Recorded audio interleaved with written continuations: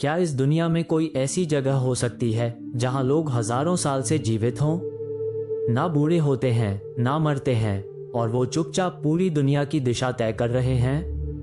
ना नक्शों पर है, ना सैटेलाइट में, लेकिन मान्यता है कि ये जगह हिमालय की बर्फ में छुपी है। इस जगह का नाम है ज्ञानगंज। एक ऐसा लोक जिसे आम इंसान न देख सकता है, न छू सकता है, लेकिन कई साधुओं का दावा है हम वहां गए हैं। अब शुरू करते हैं इस रहस्य से भरी यात्रा को, उस स्थान की ओर जो समय और मृत्यु दोनों से परे है। हिमालय, एक नाम जो सिर्फ पर्वतों की ऊंचाई का प्रतीक नहीं है, बल्कि शांति, शक्ति और रहस्यों का केंद्र भी है। लेकिन क्या आप जानते हैं कि इन बर्फ से ढके पहाड़ों के बीच कहीं छुपा है एक ऐसा स्थान जो आज भी विज्ञान की आंखों से ओझल है? एक ऐसा स्थान जिसे ज्ञानगंज कहा जाता है। ज्ञानगंज कोई साधारण जगह नहीं है। ये कहा जाता है कि यहाँ अमर साधु, महायोगी और दिव्य आत्माएं रहती हैं जो हजारों वर्षों से जीवित हैं और आज भी दुनिया की दिशा को गुप्त रूप से नियंत्रित कर रही हैं। ये जगह न तो किसी नक्शे पर है, न सैटेलाइट इमेजरी में दिखती है, लेकिन तिब्बत, नेपाल और भारत के कुछ हिमालयी क्षेत्रों में रहने वाले साधुओं और तांत्रिकों की माने तो ज्ञानगंज का अस्तित्व एक सत्य है। कहा जाता है कि इस दिव्य स्थान पर पहुंचने का मार्ग केवल ध्यान, साधना और आंतरिक जागरण से ही खुलता है। यह कोई सड़क या रास्ता नहीं, बल्कि एक ऊर्जा द्वार है जो सिर्फ उन्हीं के लिए खुलता है जो पूरी तरह से आध्यात्मिक रूप से तैयार होते हैं। प्राचीन ग्रंथों में इसे कभी शंभाला तो कभी सिद्धाश्रम कहा गया है। पद्मसंभव, मिलारेपा और कई तिब्बती बौद्ध गुरु इसे ज्ञान का अंतिम स्रोत मानते हैं। कुछ हिंदू मान्यताओं में कहा गया है कि जब कलयुग अपनी चरम सीमा पर होगा, तब यही ज्ञानगंज से निकलकर एक महायोगी इस धरती पर पुनः धर्म की स्थापना करेगा। लेकिन सवाल ये उठता है, क्या सच में कोई इंसान हजारों साल तक जीवित रह सकता है? क्या समय को रोक देना संभव है?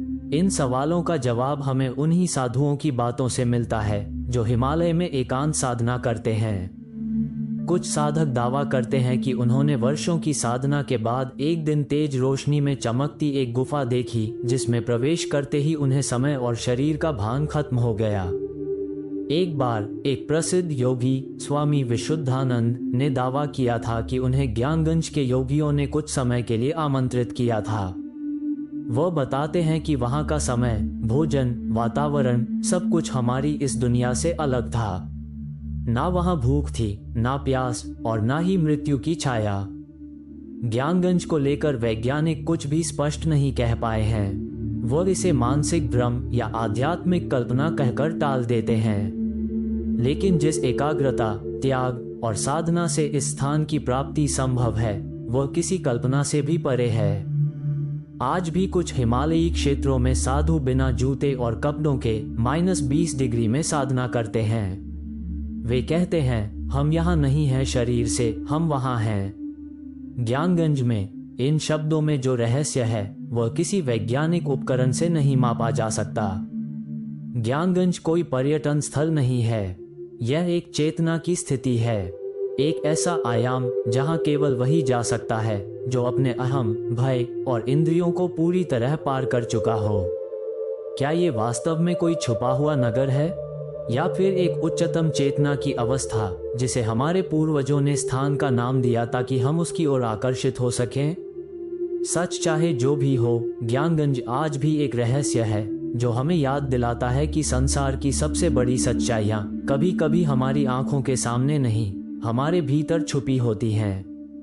अगर ज्ञानगंज की ये कथा आपके मन में एक सवाल जगा गई हो कि क्या सच में ऐसा कोई लोक है जो हमारी दुनिया से अलग है, तो वीडियो को लाइक करें और कमेंट में लिखें ओम नमः शिवाय।